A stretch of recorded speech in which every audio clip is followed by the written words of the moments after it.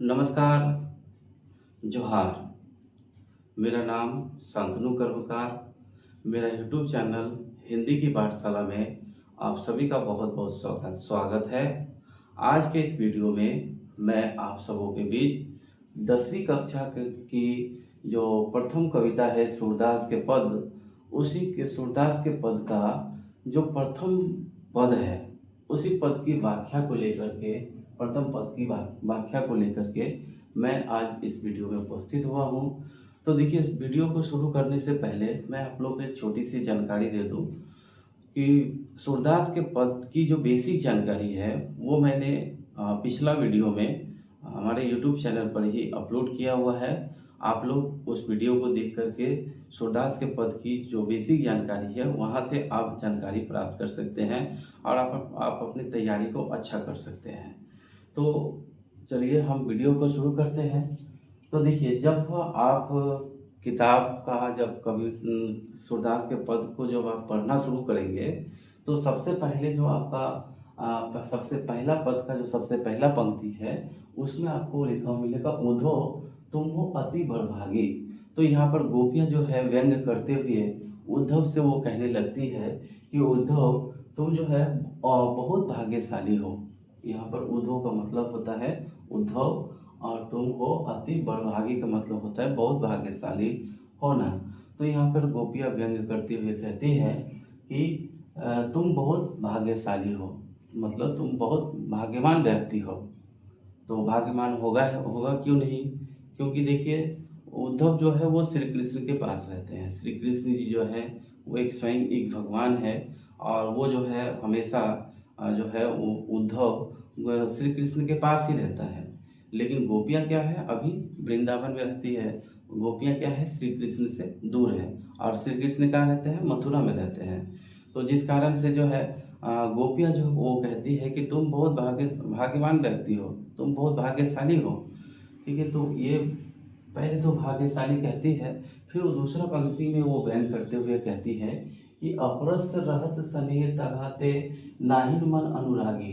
तो यहाँ पर अपरस का मतलब होता है अछूता, ठीक है। रहत मतलब रहना, स्नेह का मतलब होता है प्रेम और तगा का मतलब होता है बंधन। तो यहाँ पर इस पंक्ति में गोपियाँ कह रही है उद्धव से कि तुम जो है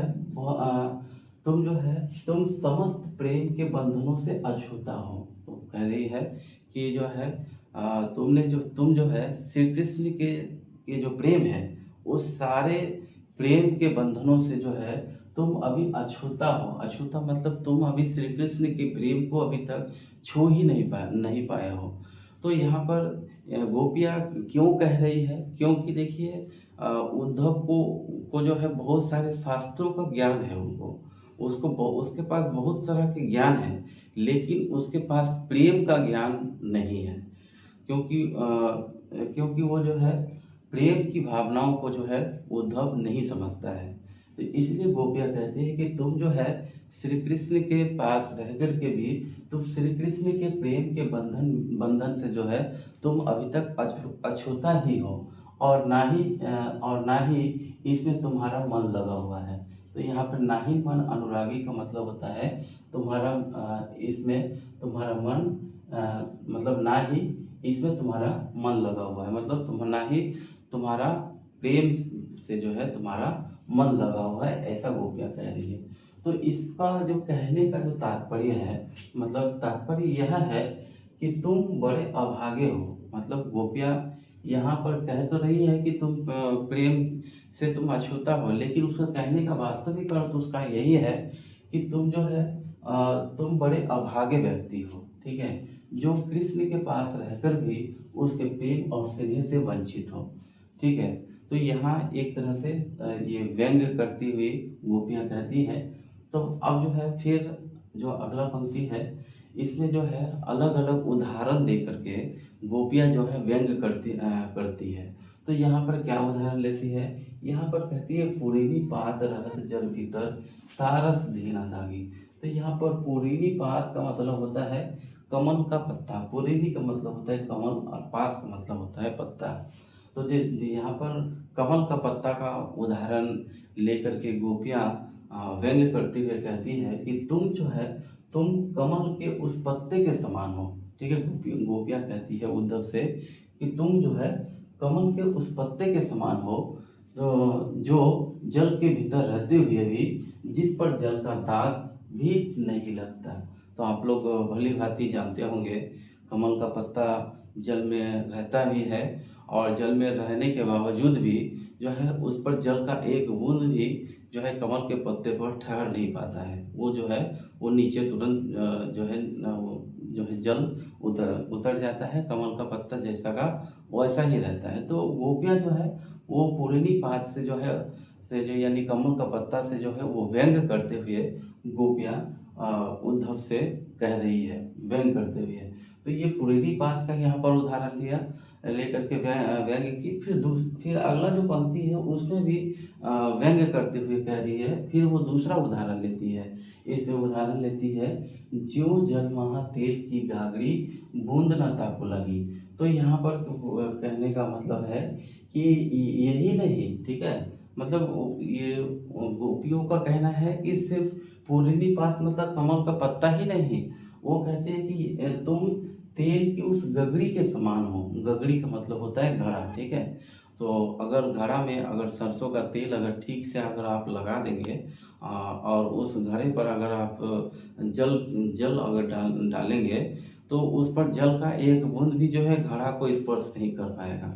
वो क्या होगा कि वो जल का बूंद क्या होगा, उसमें से छड़क करके नीचे चला जाएगा, लेकिन जल का एक बूंद भी घड़ा को नहीं छू पाएगा। तो वो जो है गगरी से जो है उसकी तुलना करते हुए व्यंग करती है गोपियाँ कि तुम जो है उस तेल की गगरी के समान हो, ठीक है, जिसमें जिसे जल में डुबा दिया जाए तो उस पर तेल की एक बूंद भी ठहर नहीं पाती, ठीक है।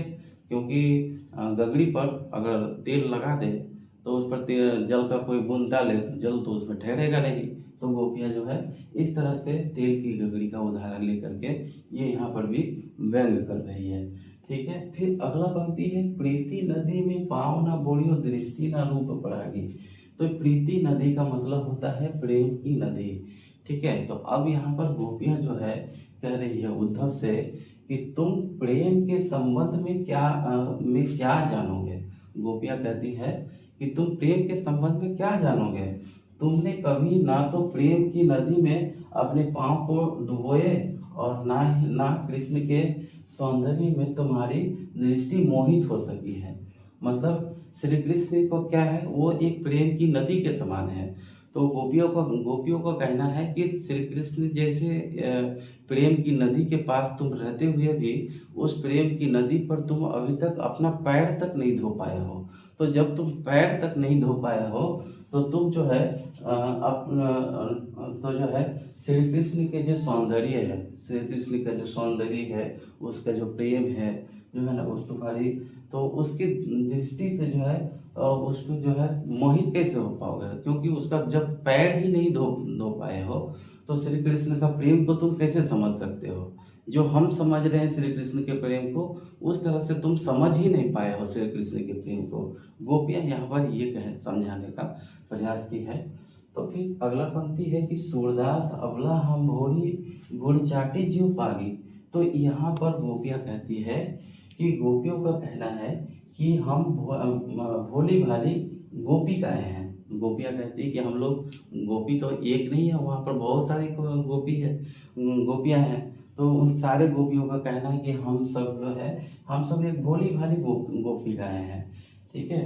तो इसलिए हम उनके प्रति ठीक उस तरह से आकर्षित है जैसे चींटियाँ गुड़ के प्रति आकर्षित होती है, ठीक है। जैसे आप लोग देखे होंगे, चींटी को अगर गुड़ का टुकड़ा अगर मिल जाता है तो चींटी जो है उस गुड़ को खाने में इतना मग्न हो जाती है कि वो गुड़ खाते खाते जो है वो अपना प्राण तक त्याग देते हैं, लेकिन चींटी जो है उस गुड़ के टुकड़े को नहीं छोड़ पाते हैं। तो ठीक गोपियाँ कहती है कि मैं भी उस चींटी के समान हूँ कि श्री कृष्ण जी जो है हमारे लिए गुड़ के समान है। अगर वो गुड़ का टुकड़ा अगर हमें मिल जाए तो हम जो है उस गुड़ को खाने में हम इतना मग्न हो जाएंगे कि जो है हम अपना उस गुड़ को खाते-खाते हम अपना प्राण तक त्याग देना पसंद करेंगे, लेकिन हम उस गुड़ के टुकड़े को छोड़ नहीं सकते हैं।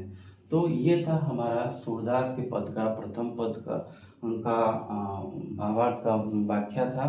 तो फिर उसके 4 पद है, उसमें से आपका पहला पद का इसमें व्याख्या बताया गया है। तो इसके बाद जो है दूसरा, तीसरा, चौथा का जो है फिर अगली वीडियो में आप सबों के बीच मैं फिर से वीडियो लेकर के आऊँगा। तब तक जो है अगर आपको मेरे यूट्यूब चैनल पर ये बताए गए इस बताए गए पर जो है आपको अगर वीडियो अगर अच्छा लगता है तो आप मेरा यूट्यूब चैनल को सब्सक्राइब कीजिए और ज़्यादा से ज़्यादा अपने मित्रों को शेयर कीजिए। और तब तक जो है आप सभी लोग स्वस्थ रहें। आप सभी को बहुत बहुत धन्यवाद। जय हिंद।